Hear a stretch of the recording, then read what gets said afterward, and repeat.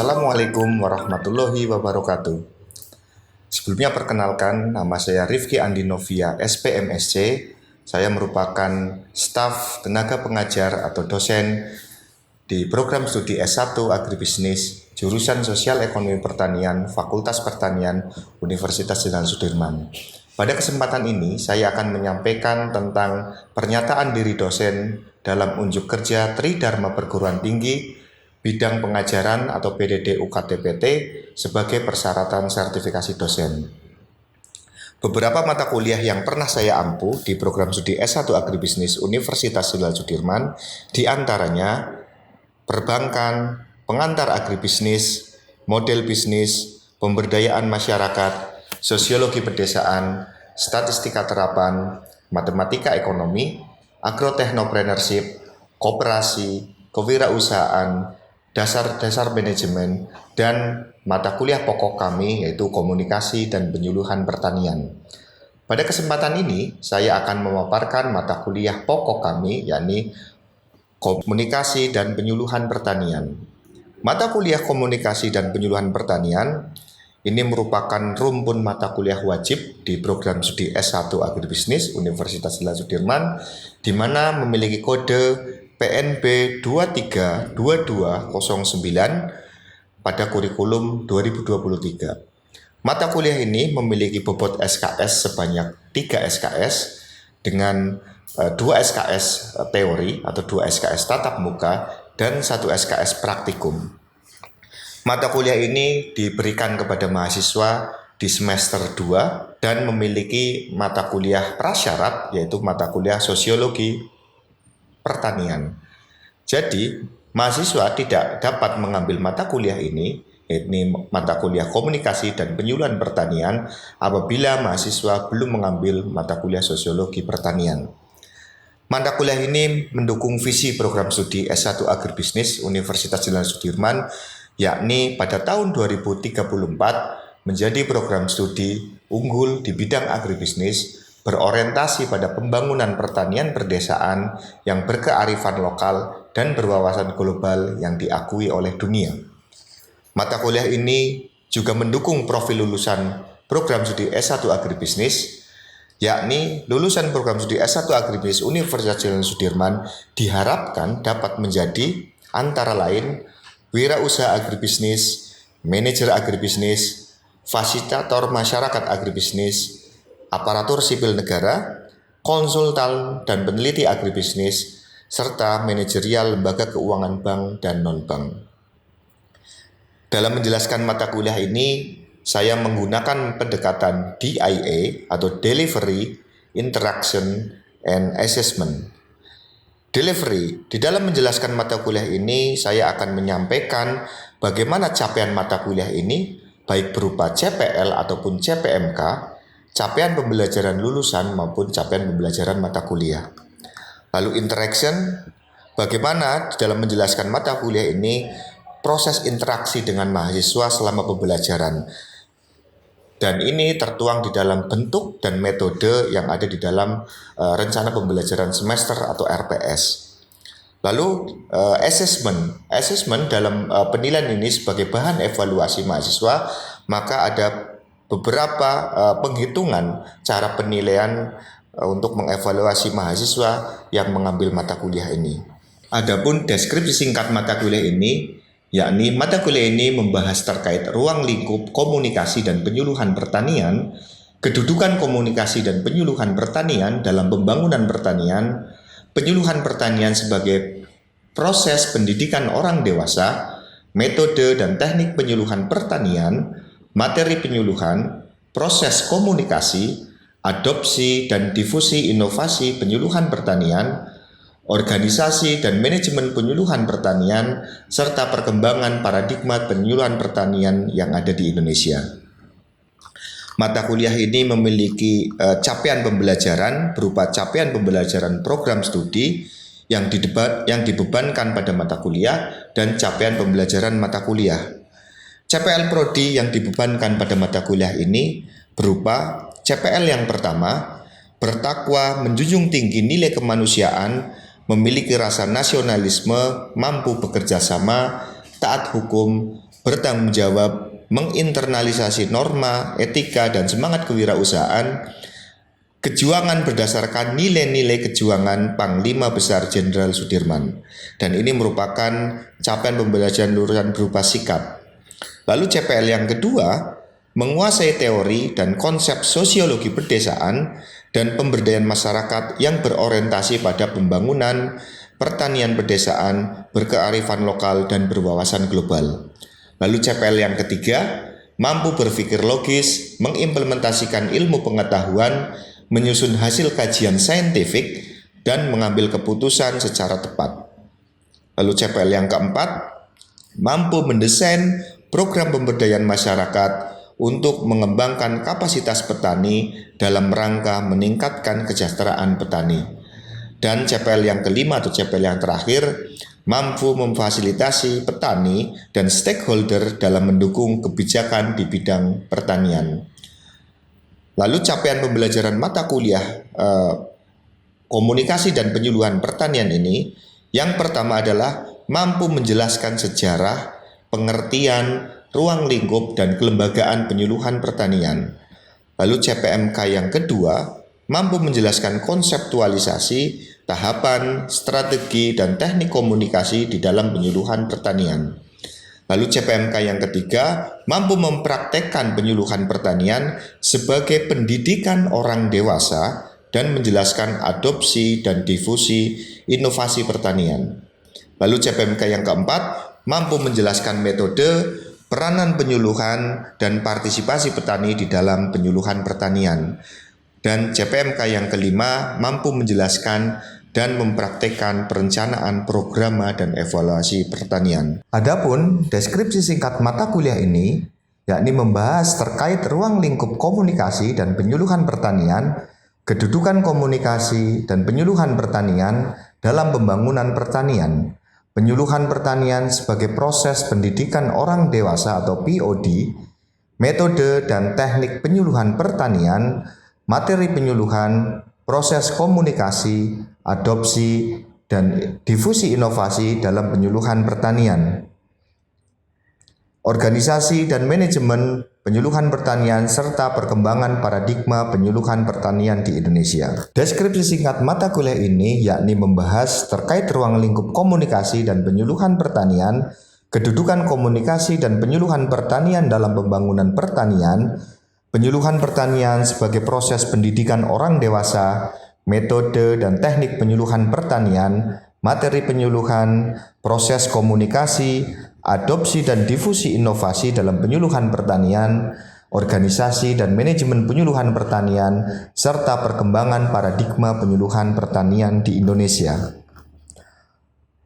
Mata kuliah ini ditempuh selama 14 pertemuan, di mana 7 pertemuan sebelum ujian tengah semester dan 7 pertemuan setelah ujian tengah semester.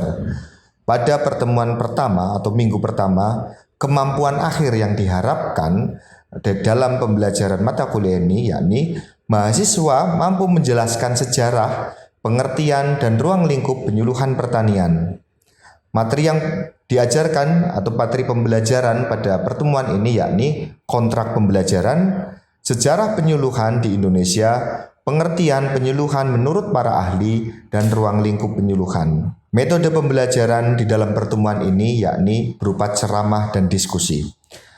Lalu pada pertemuan yang kedua, mahasiswa mampu menjelaskan kelembagaan penyuluhan serta faktor keberhasilan penyuluhan, di mana materi pembelajarannya berupa kelembagaan penyuluhan yang ada di Indonesia, faktor pendukung keberhasilan penyuluhan. Lalu metode dalam pertemuan ini yakni ceramah dan diskusi. Pada pertemuan yang ketiga atau di minggu yang ketiga, kemampuan akhir yang diharapkan yakni mahasiswa mampu menjelaskan konseptualisasi dan konteks komunikasi dalam penyuluhan pertanian. Materi pembelajaran di dalam pertemuan ini yakni yang pertama, konsep komunikasi sebagai tindakan satu arah, interaksi dan transaksi. Lalu konteks komunikasi seperti komunikasi intrapribadi, komunikasi antar pribadi, komunikasi kelompok, komunikasi massa, komunikasi publik, dan dalam konteks penyuluhan pertanian. Lalu pada pertemuan yang keempat, mahasiswa dapat menjelaskan tahapan proses komunikasi, di mana pembelajarannya berupa tahapan proses komunikasi, lalu yang kedua faktor-faktor penghambat di dalam komunikasi, dan yang ketiga cara memperbaiki komunikasi. Pada pertemuan yang kelima, kemampuan akhir yang diharapkan di dalam pertemuan ini yakni mahasiswa dapat menjelaskan strategi komunikasi di dalam penyuluhan pertanian, di mana materi pembelajarannya berupa langkah-langkah penyusunan strategi komunikasi dan pengembangan strategi komunikasi. Lalu pada pertemuan yang keenam, mahasiswa diharapkan mampu menjelaskan teknik komunikasi di dalam penyuluhan pertanian. Materi pembelajarannya berupa teknik komunikasi informatif, teknik komunikasi persuasif, dan teknik komunikasi koersif, di mana metode pembelajarannya berupa small group discussion. Lalu pada pertemuan yang ketujuh, mahasiswa mampu menjelaskan penyuluhan pertanian sebagai pendidikan orang dewasa, di mana materi pembelajarannya adalah yang pertama, pengertian pendidikan orang dewasa itu sendiri, lalu yang kedua, prinsip-prinsip belajar orang dewasa, lalu yang ketiga, gaya belajar orang dewasa, lalu yang keempat, hambatan dalam pendidikan orang dewasa, kelima, belajar melalui pengalaman, dan suasana belajar orang dewasa, di mana metode pembelajaran pertemuan yang ketujuh ini berupa ceramah dan diskusi. Lalu pertemuan ke-8, pertemuan setelah ujian tengah semester, mahasiswa diharapkan dapat menjelaskan adopsi dan difusi inovasi pertanian, di mana materi pembelajarannya berupa pengertian adopsi, difusi, dan inovasi. Lalu yang kedua, proses atau tahapan adopsi. Lalu yang ketiga, kategori dan ciri-ciri pengadopsi. Dan yang keempat, proses difusi itu sendiri, di mana metode pembelajaran di pertemuan yang ke-8 ini berupa small group discussion. Pada pertemuan yang ke-9, mahasiswa diharapkan dapat menjelaskan metode penyuluhan pertanian, di mana pembelajaran di pertemuan yang ke-9 ini yang pertama adalah pengertian metode penyuluhan, ciri-ciri metode penyuluhan, tujuan dan prinsip metode penyuluhan, penggolongan metode penyuluhan berdasarkan pendekatan komunikasi, penggolongan metode penyuluhan berdasarkan pendekatan panca indera, dan penggolongan metode penyuluhan berdasarkan pendekatan jumlah sasaran. Lalu pada pertemuan yang ke-10, mahasiswa diharapkan dapat menjelaskan perencanaan program penyuluhan pertanian, di mana pembelajaran di pertemuan yang ke-10 ini, yang pertama, pengertian perencanaan, yang kedua, perencanaan program penyuluhan, yang ketiga, tahapan penyusunan program penyuluhan, dan yang keempat, model perencanaan penyuluhan pertanian, di mana metode pembelajaran ke-10 ini yakni discovery learning. Lalu pada pertemuan yang ke-11, mahasiswa diharapkan mampu menjelaskan peranan penyuluhan pertanian, di mana metode pembelajaran di pertemuan yang ke-11 ini yakni yang pertama, peran penting penyuluhan, lalu yang kedua, peran penyuluh di dalam program penyuluhan, dan yang ketiga berupa studi kasus peran penyuluhan pertanian, di mana metode pembelajarannya berupa ceramah dan diskusi. Lalu pada pertemuan yang ke-12, mahasiswa diharapkan dapat menjelaskan partisipasi petani dalam program penyuluhan, di mana metode pembelajarannya berupa discovery learning dengan materi pembelajarannya yang pertama, pengertian partisipasi, tingkatan partisipasi petani, peran penting petani dalam perencanaan program penyuluhan, peran penting penyuluh dalam perencanaan program penyuluhan, dan syarat tumbuhnya partisipasi petani. Kemudian pada pertemuan yang ke-13, kemampuan akhir yang diharapkan adalah mahasiswa dapat menjelaskan evaluasi penyuluhan pertanian, di mana metode pembelajarannya berupa discovery learning dan materi pembelajaran berupa yang pertama, tujuan dan manfaat evaluasi penyuluhan pertanian, yang kedua, proses evaluasi penyuluhan pertanian, yang ketiga, teknik evaluasi penyuluhan pertanian, dan yang keempat, pelaksanaan evaluasi penyuluhan pertanian. Lalu pertemuan terakhir atau pertemuan ke-14, mahasiswa diharapkan mampu menjelaskan isu terkini penyuluhan pertanian yang ada di Indonesia, baik kelembagaan, isu privatisasinya, dan implikasinya. Metode pembelajarannya berupa discovery learning dan materi pembelajarnya berupa isu-isu terkini penyuluhan pertanian yang ada di Indonesia. Kemudian terkait bobot penilaian, karena SKS mata kuliah komunikasi dan penyuluhan pertanian ini sebesar 2/1 atau 2 berupa teori dan 1 berupa praktek, maka kami di program studi S1 Agribisnis Universitas Jenderal Sudirman memiliki rumusan di dalam penilaian atau evaluasi mahasiswa. Yang pertama, praktikum sebanyak 30%, lalu tugas terstruktur sebanyak 20%, UTS sebanyak 25%, dan ujian akhir semester sebanyak 25%. Baik, setelah ini dapat kita saksikan bersama proses pembelajaran mata kuliah komunikasi dan penyuluhan pertanian pada saat di kelas. Mari kita saksikan bersama. Kita mulai pertemuan kesempatan ke-11 hari ini. Baik, pada kesempatan pertemuan ke-11 hari ini kita akan melanjutkan pertemuan kemarin ya, yang pertemuan ke-10. Namun sebelum itu Bapak bisa buka dulu ya. Bismillah, Assalamualaikum warahmatullahi wabarakatuh.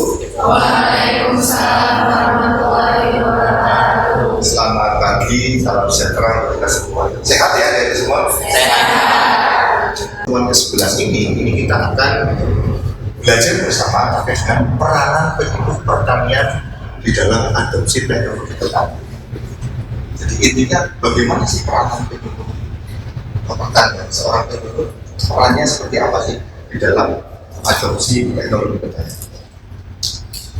Ini adalah capaian pembelajaran pertemuan yang ke-11 kesempatan hari ini, di mana subjek PMK-nya atau capaian pembelajaran mata kuliahnya adalah mahasiswa dapat menjelaskan peranan penyuluhan pertanian.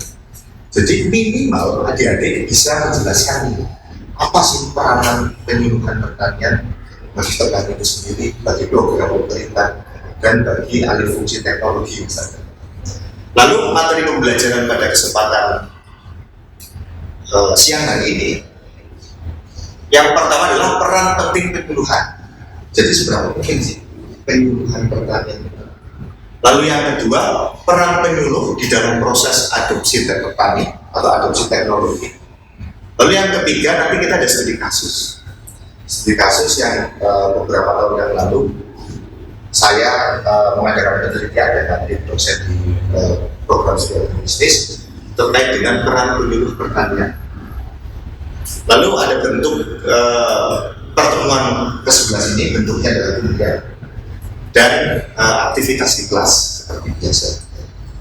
Lalu metodenya adalah ceramah dan diskusi. Jadi paling tidak adik-adik ini bisa menjelaskan apa itu peran penyuluhan pertanian. Sampai sini kita ada pertanyaan? Ada. Baik, kita lanjutkan ya.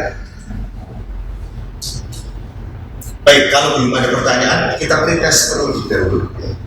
Ini untuk mengukur apakah sampai sejauh mana adik-adik bisa atau dapat mengerti apa itu peranan penyuluhan.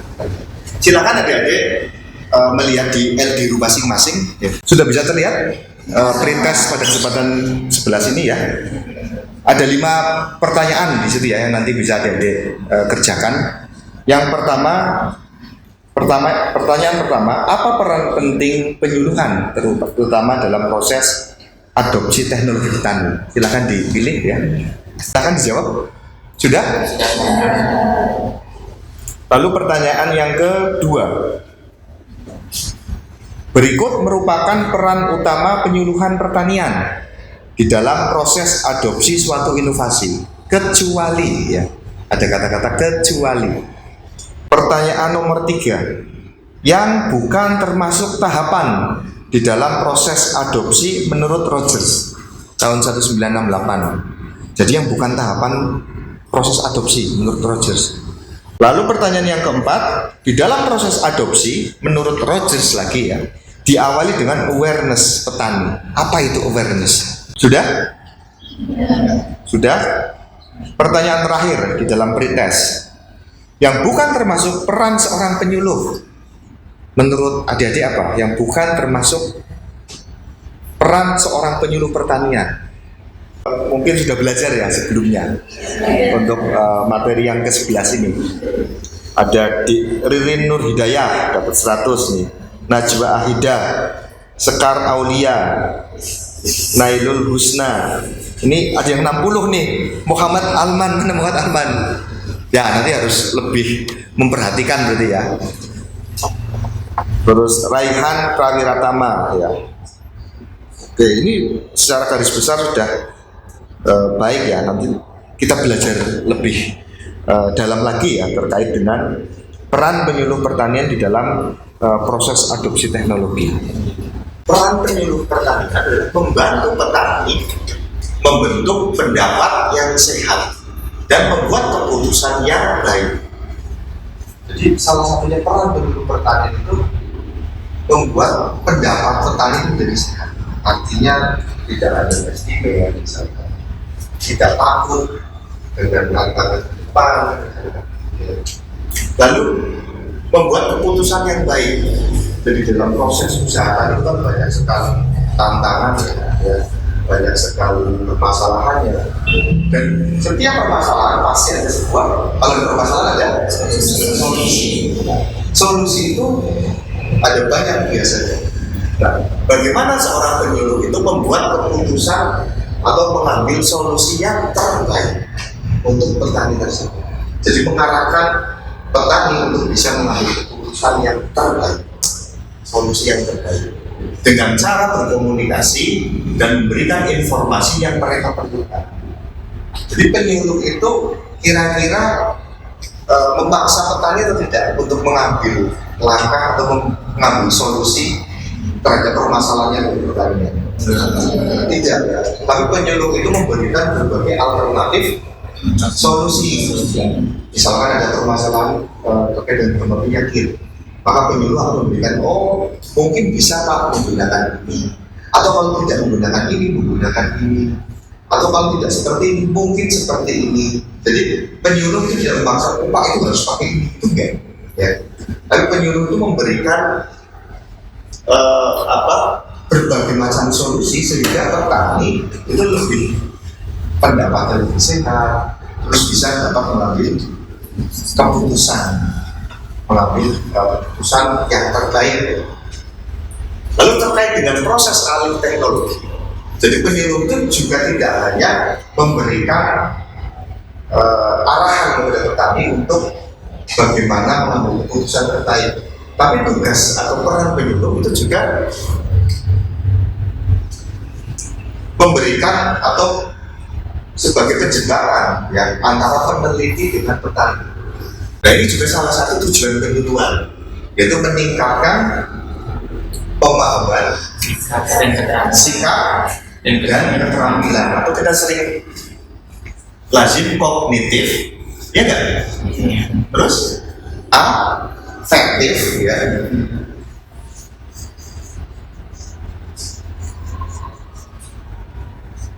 Dan keterampilan psikomotorik, ya kan?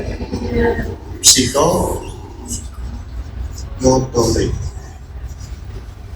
Jadi peran penyuluhan atau tujuan penyuluhan adalah meningkatkan kognitif dan pemahamannya petani. Oh ternyata misalkan apabila diserang hama ini, saya harus menggunakan pestisida yang menggunakan bahan aktif. Pemahamannya petani. Lalu bagaimana dengan perasaannya, sikapnya atau afektifnya? Petani ditingkatkan afektifnya, perasaannya. Yang tadinya misalkan saya susah kayaknya untuk bertani secara organik. Karena kenapa misalkan bertani secara organik?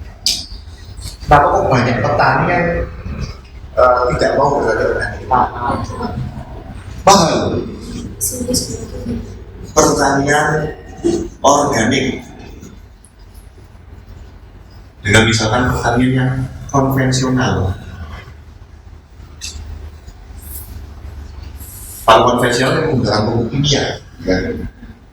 Misalkan lebih mahal mana?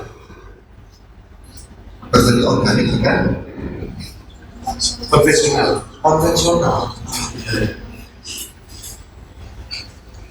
Lebih mahal konvensional, maka sebenarnya tidak menjadi pertimbangan petani sebenarnya.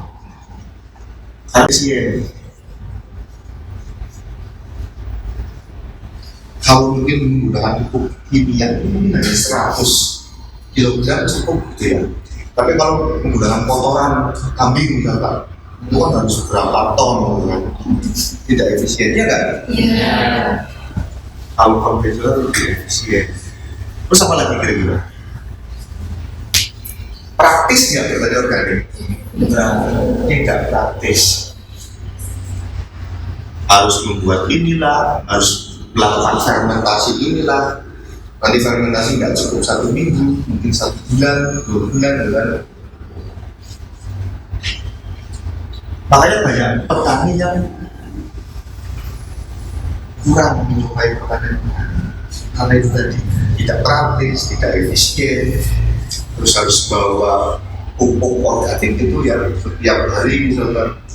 Jadi salah satu peran penyuluhan adalah meningkatkan pemahaman, sikap dan keterampilan petani atau meningkatkan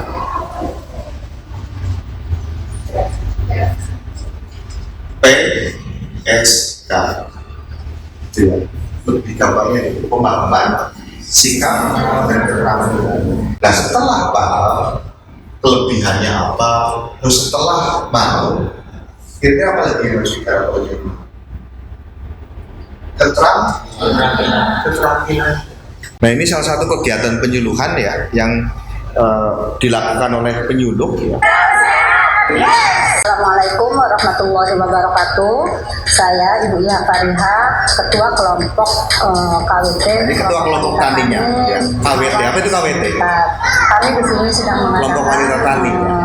Praktek cara menanam sayuran dalam rangka pemanfaatan pekarangan rumah agar Baik, setelah melihat tayangan tadi, selain Rehan mungkin ada yang bisa menyimpulkan tadi video tadi, tampilan tadi, kira-kira apa?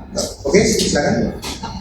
Mungkin karena adanya peran penyuluhan pertanian. Oke, adanya peran penyuluhan pertanian. Membuat kelompok wanita tani yang tadinya belum tahu menjadi. Jadi tadinya belum tahu apa itu membuat media tanam ya. Jadi tahu bagaimana. Setelah tahu. Yang tadinya belum mau mungkin menjadi mau untuk melakukannya.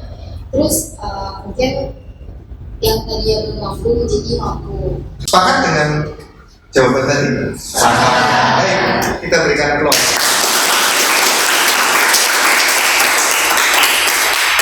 Proses ya. Tadi kan kita sudah pretest, setelah kita belajar bersama, kita lihat apakah hasil post-test adik semua akan meningkat ya, dengan pembelajaran itu. Silakan jadi masuk ke dalam LDU ya, untuk melakukan post-test. Sudah mengisi di lembar post-test di LDU? Ya. Kira-kira gimana nilainya? 100. 100 semua? Berikan aplaus pada kita semua. Tadi ya kita belajar bersama terkait peran penyuluhan pertanian di dalam proses adopsi teknologi inovasi ya. Tidak ada pertanyaan ya. Kalau tidak ada pertanyaan mungkin Bapak akhiri ya. Mohon maaf jika banyak sekali kekurangan. Bapak akhiri wabillahi taufiq wal hidayah. Wassalamualaikum warahmatullahi wabarakatuh. Waalaikumsalam warahmatullahi wabarakatuh. Selamat bertemu kembali di pertemuan yang ke-12. Terima kasih. Terima kasih.